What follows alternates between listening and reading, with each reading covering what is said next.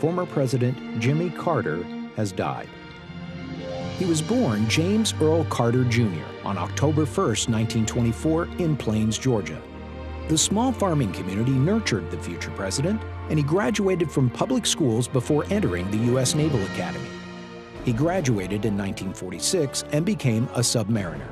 He served in both the Atlantic and Pacific fleets and rose to the rank of lieutenant. In 1953, he was the senior officer with the pre-commissioning crew of the USS Seawolf when news came that his father had died.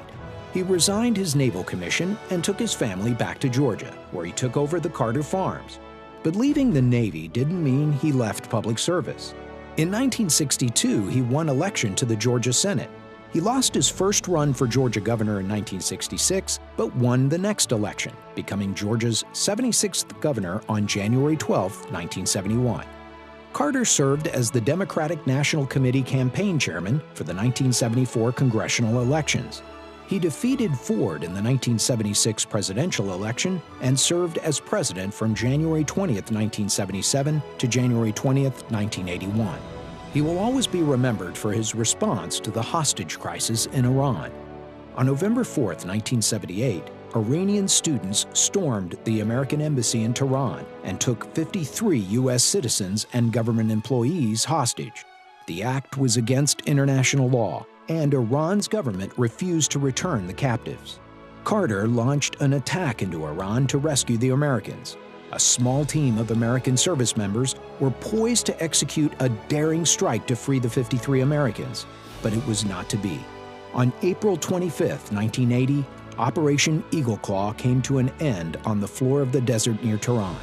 5 Air Force members and 3 Marines were killed when the rotor of the helicopter sliced into the fuselage of a C-130 transport. The Iranians did not release the hostages until President Ronald Reagan took office after defeating Carter in the 1980 election. But the Carter administration also included significant foreign policy accomplishments. The Camp David Accords paved the way for peace between Egypt and Israel.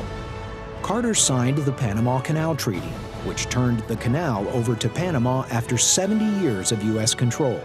He negotiated and signed the Second Strategic Arms Reduction Treaty with the Soviet Union. Carter also established formal U.S. diplomatic relations with the People's Republic of China. Domestically, Carter deregulated energy, transportation, communications, and finance. In 1982, he founded the Carter Center in Atlanta. The men and women involved in the Carter Center worked to resolve conflict, promote democracy, protect human rights, and prevent disease and other afflictions.